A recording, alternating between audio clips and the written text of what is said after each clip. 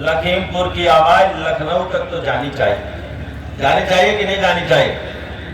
लखीमपुर में नौजवानों का एक कुंभ हो रहा है, एक मेला हो रहा है, इसकी आवाज लखनऊ तक जानी चाहिए और विरोधियों के कान में पड़नी चाहिए।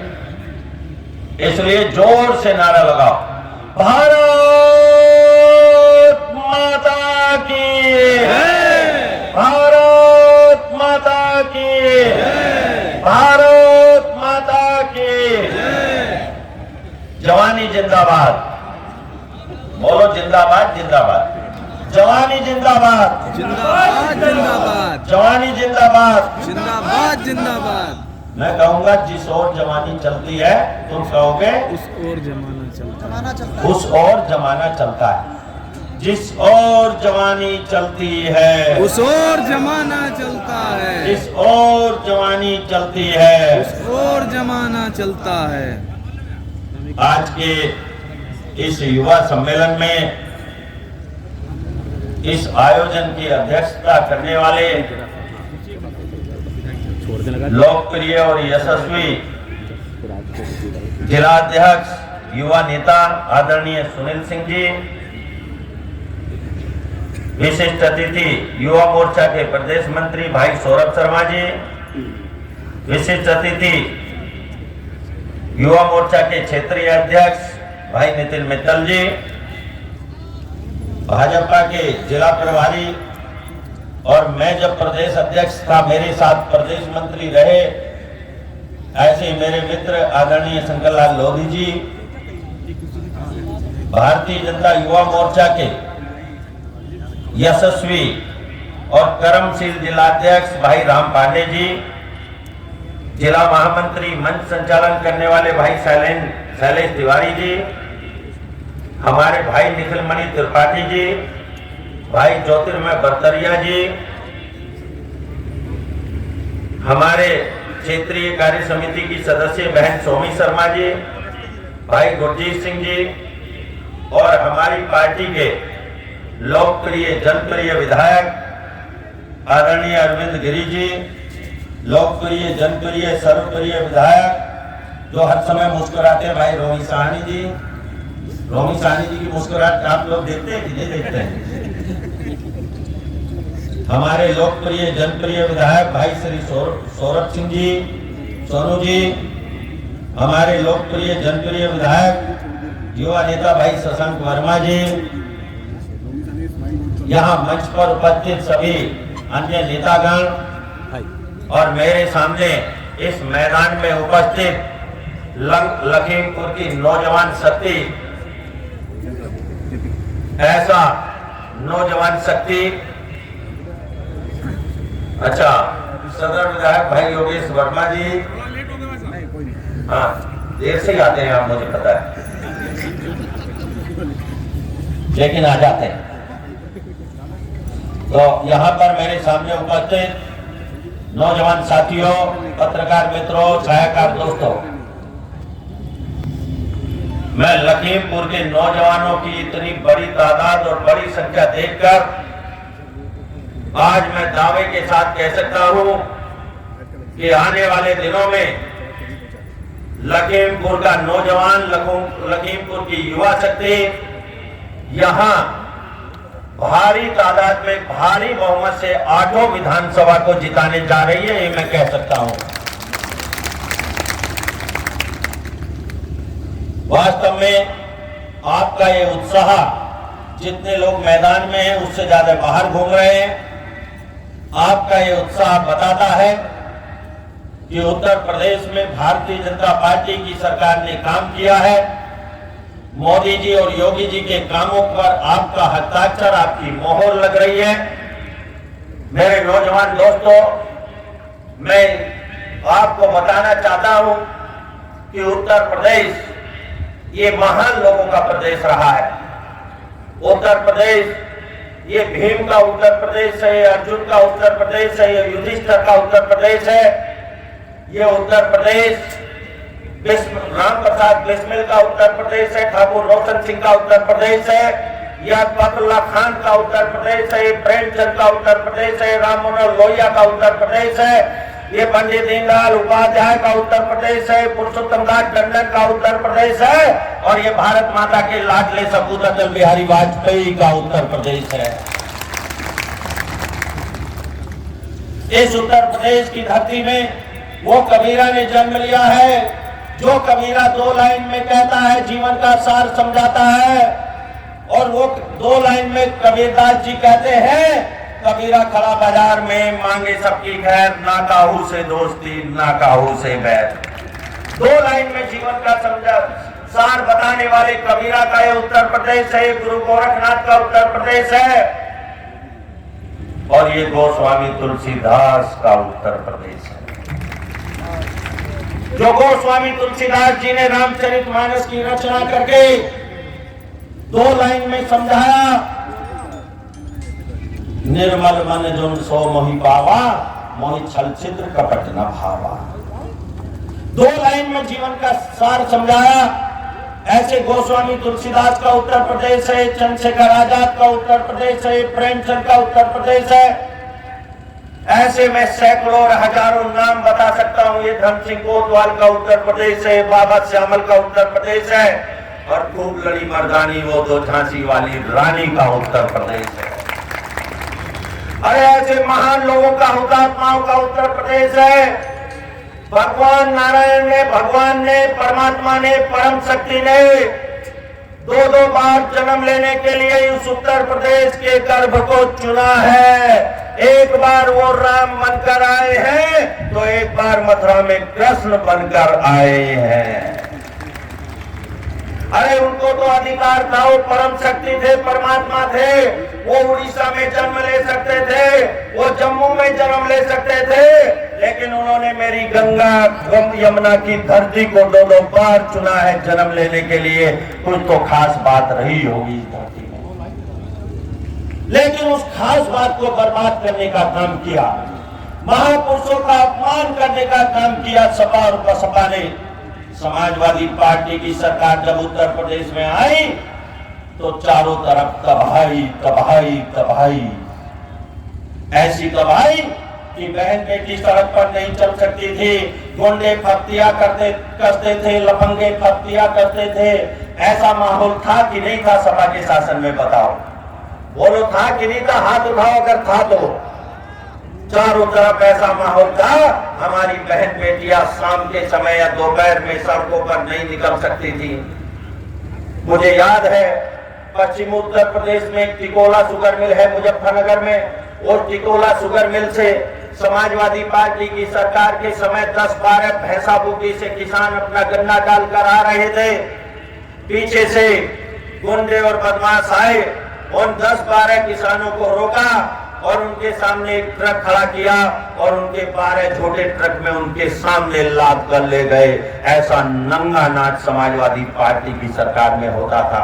अगर कोई किसान खेत पर गन्ने को पानी देने के लिए जाता था, सुबह को लौट कर आता था तो उसकी भैंस खुल जाती थी, और अगर वो रात में अपनी भैंस घर पर रखाता था तो उसकी मोटर चोरी हो जाती थी। यही हालात थे कि नहीं थे? बोलो, आप सब किसान परिवारों में पैदा हुए हैं, बोलो यही हालात थे कि नहीं थे उत्तर प्रदेश के? अरे उत्तर प्रदेश के अंदर अपराधियों और माफिया थाने चलाते थे, गुंडे थाने चलाते थे। उत्तर प्रदेश की धरती में ये हालात थे, गुंडे और माफिया सिर उठाकर चलते थे, ईमानदार और सज्जन लोग सिर झुकाकर चलते थे। लेकिन आज तस्वीर का रुख बदल गया है, आज तस्वीर का रुख बदल गया है। आज ईमानदार और सज्जन लोग सिर उठाकर चलते हैं, गुंडे और माफिया छुप छुपाकर चलते हैं, छुप छुपाकर चलते हैं।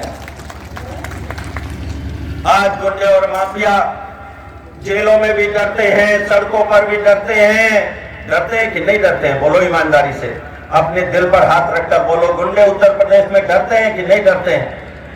सड़क पे चलने में भी डरते हैं, जेलों में भी डरते हैं।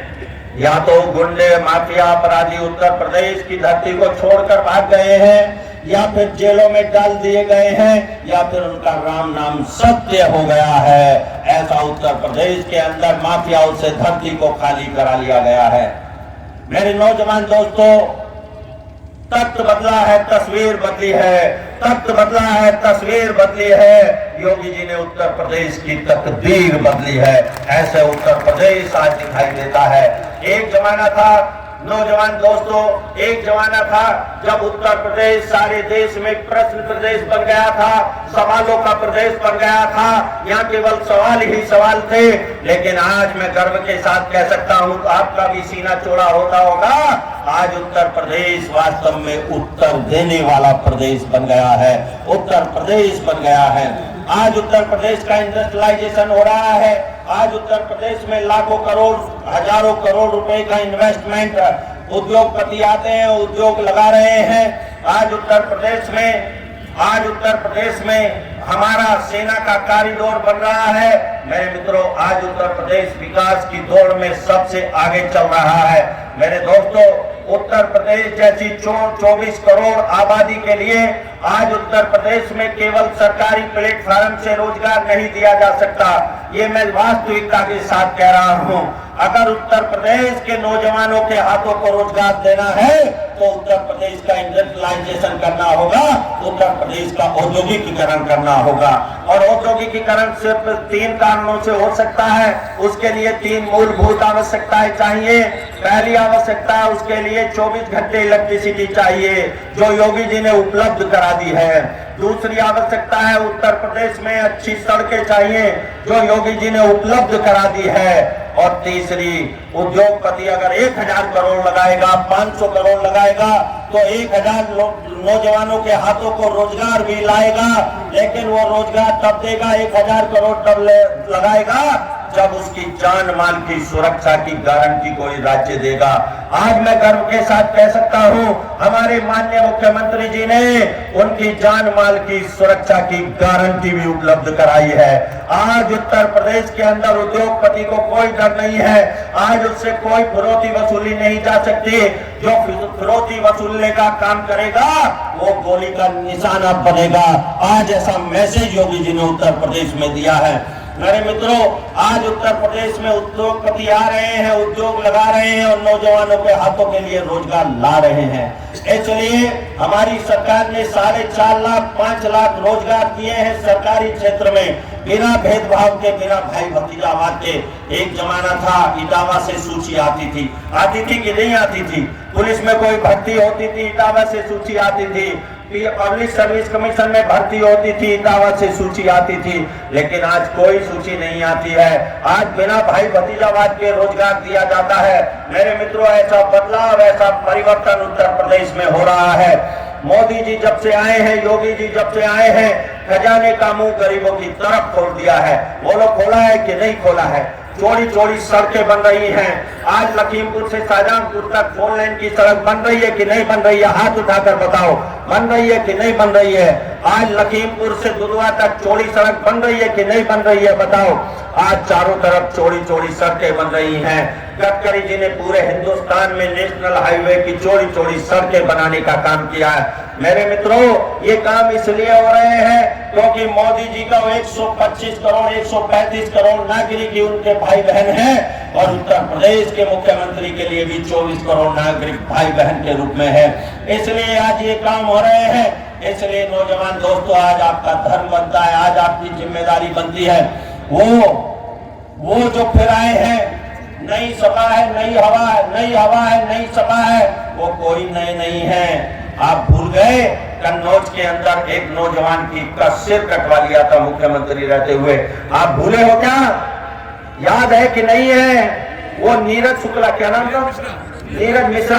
नीरज मिश्रा का सिर जिसने कटवाया था, याद है? कौन मुख्यमंत्री था उत्तर प्रदेश का?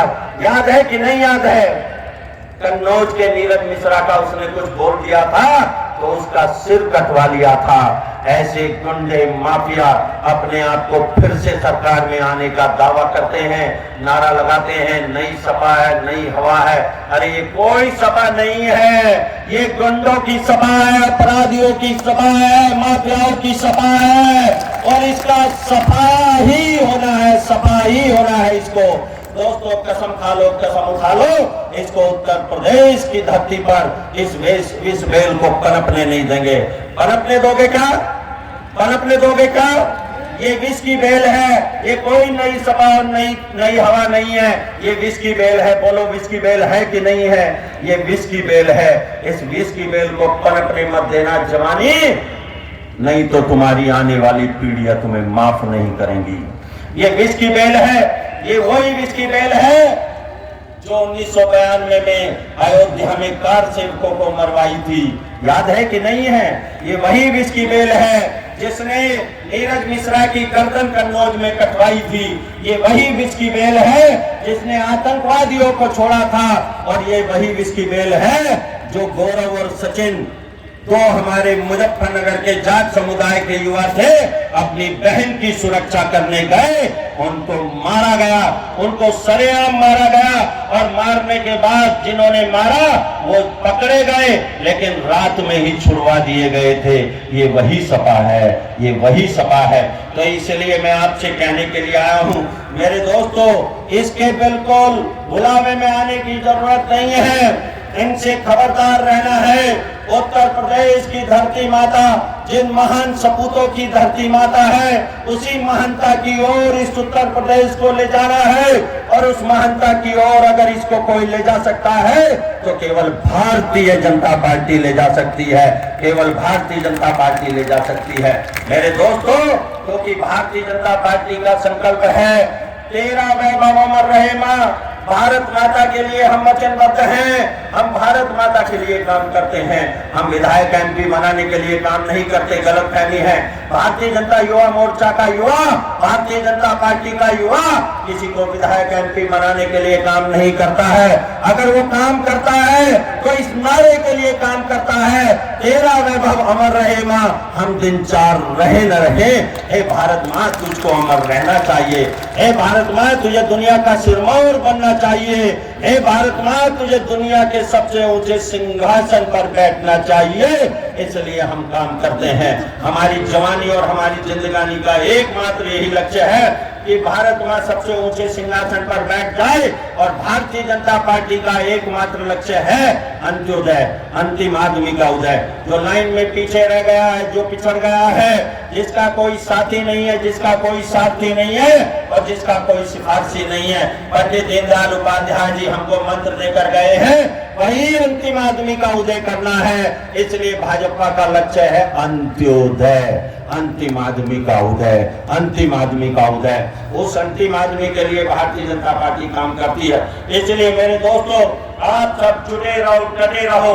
इतनी ही ताकत में अपने बूथ पर, अपने गांव में, अपने देहात में, अपने शहरों में, अपने कस्बों में और भारतीय जनता पार्टी की दोबारा सरकार पर आने के लिए कटिबद्ध रहो, प्रतिबद्ध रहो। इसलिए प्रतिबद्ध और कटिबद्ध रहो क्योंकि अभी तो 5 साल ये झांकी है, पूरी पिक्चर बाकी है। पूरी पिक्चर देखनी है कि नहीं देखनी है? जिस पिक्चर में जनसंख्या का बिल भी आएगा, लगता भरोसा नहीं लगता है, आएगा। तुम अगर भरोसा बनाए रखोगे तो आएगा। तुम मोदी और योगी की पीठ को भारी किए रखोगे तो आएगा। मेरे दोस्तों, धारा 370 हटना भी कोई मुमकिन बात नहीं थी, लेकिन हमारे नेताओं ने मुमकिन करके दिखाया। जो महबूबा मुफ्ती और फारूक अब्दुल्ला और उमर अब्दुल्ला कहा करते थे कि अगर धारा 370 को छुआ जाएगा तो खून की नदियां बह जाएगी, लेकिन मेरे दोस्तों, धारा 370 को छुआ नहीं गया, न केवल हटाया गया, उसको कुचल दिया गया, मिटा दिया गया। मेरे मित्रों, खून की नदियां बहना तो छोड़िए, खून का एक लोटा भी कहीं बहा नहीं, ऐसा हमारा सफल और शक्तिशाली नेतृत्व ने करके दिखाया। मेरे मित्रों, कश्मीर से कन्याकुमारी तक चारों तरफ केवल देश के लिए काम किया जा रहा है। देश के अंदर जो जाले लग गए थे 1000 साल की गुलामी में, तुम याद करो अपना अतीत नौजवानों।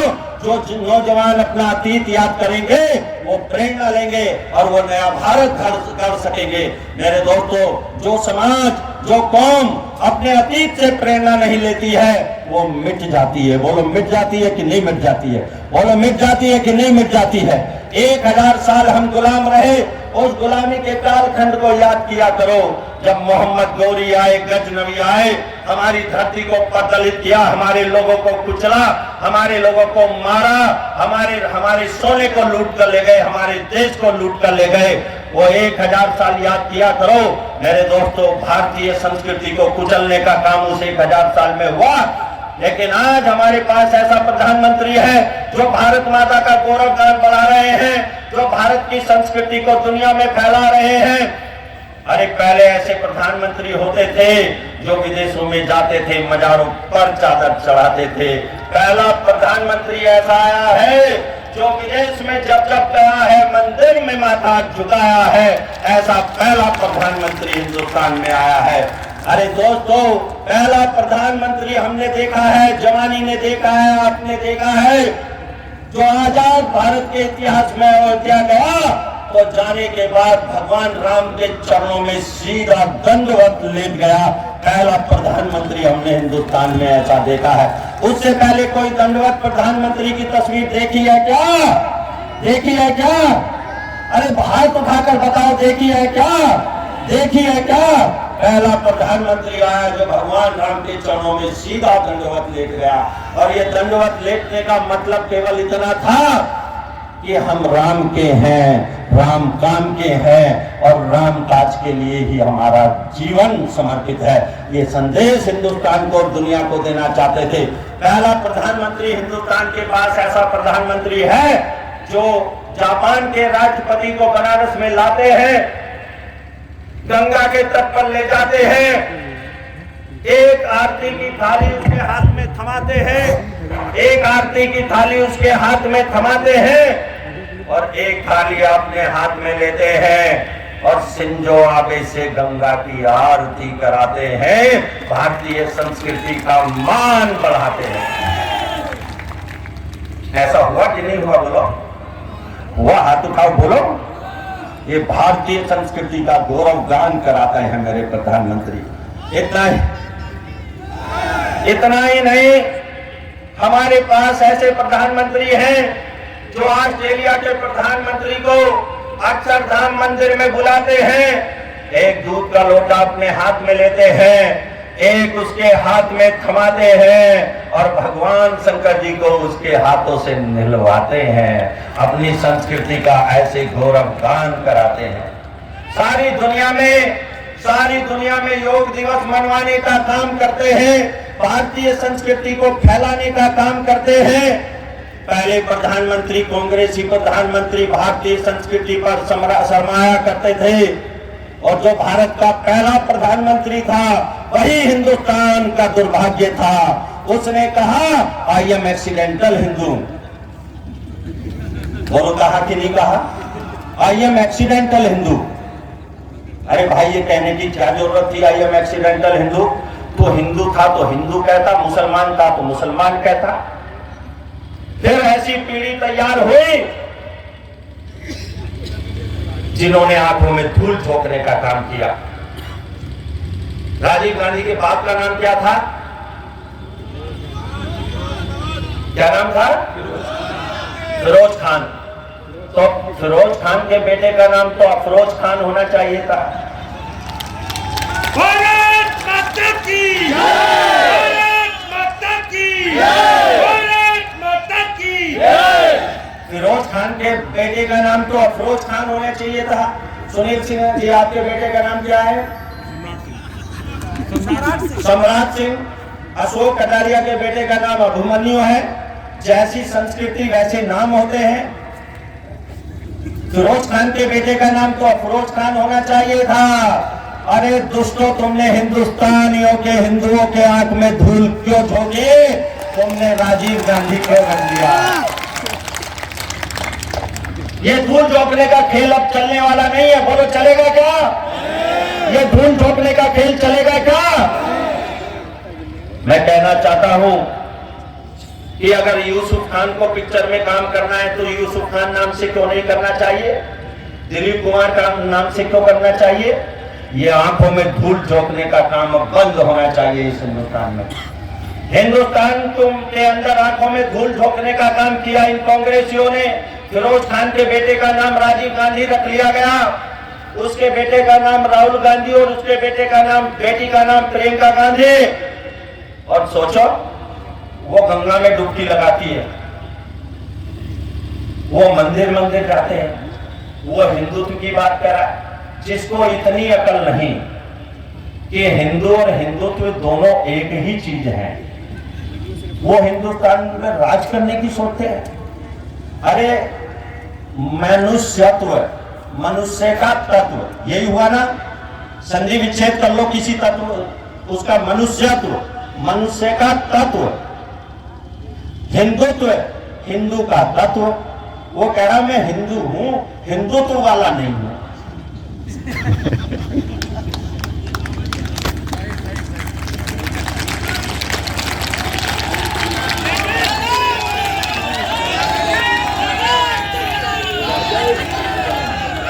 भाई भाई भाई किसी को कहेंगे पशुत्व, पशु का तत्व, मनुष्यत्व, मनुष्य का तत्व, ऐसे ही नारीत्व, नारी का तत्व, ऐसे ही हिंदुत्व, हिंदू का तत्व, हिंदू का ही विस्तार, हिंदू का तत्व। लेकिन वो कह रहा कि मैं हिंदू तो हूं, हिंदुत्व को नहीं मानता। बताओ साहब क्या कहें ऐसे मूढ़मती को।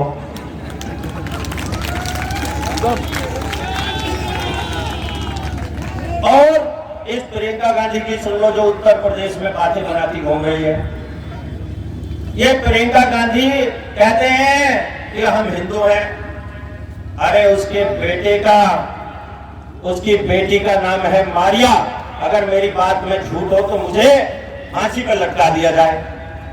उसकी बेटी का नाम है मारिया और उसके बेटे का नाम है रियान। अब सोच लो ये कैसा बनाएंगे हिंदुस्तान।